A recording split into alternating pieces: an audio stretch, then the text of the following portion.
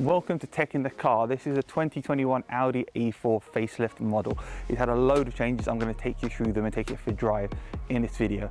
Don't forget to smash the like button if you enjoy this video, and if you really enjoy it, then subscribe for more videos. Now, one feature which really excites me on this car, and maybe it's just that I'm simply amused, is the 360 camera. I love the 360 camera.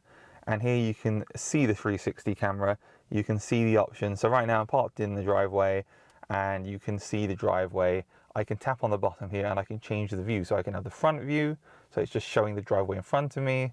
I can have the back view, so it's showing the driveway behind me. I can have my 360 view, which was on the left-hand side when I wasn't in this particular view. I can then see the back widescreen view as such, so I can see the entire back. I can see my front wheels. This is great when parking or when going into a car wash. You can see exactly where your wheels are in relation to the rails. It doesn't have a car wash mode like the BMW, which actually had the lines there showing its position, but it does exactly the same thing. And then we have the rear wheels too. So this is fantastic when parking.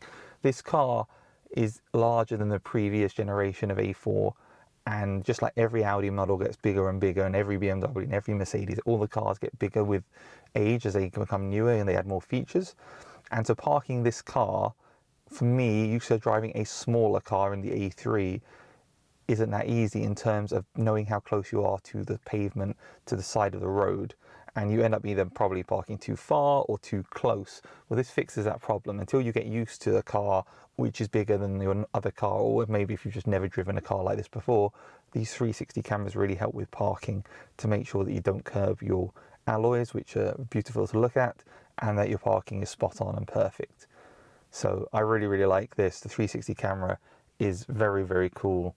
Rear tyres view, front tyres view, corner view rear, as it's called here, rear view, overhead view, front view, and corner view front. And these corner view cameras are what is used by the car to detect when somebody's coming forward when you're pulling out or reversing, and to use the assistance to stop you from having an accident when you can't see that person in front of you. So that's what that's for. Let's just have a quick look at the settings for the 360 camera. I can automatically activate it. I can choose between the view or the camera. I can change the sound that it makes.